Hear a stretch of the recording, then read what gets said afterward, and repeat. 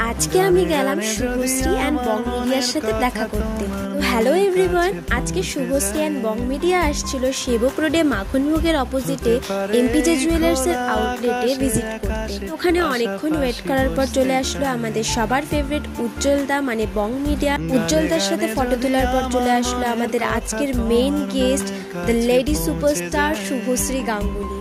তারপরে বাইরে কিছুক্ষণ পারফর্ম করে শুভশ্রী। বাইরের ক্রেজটা তো জাস্ট আলাদাই ছিল।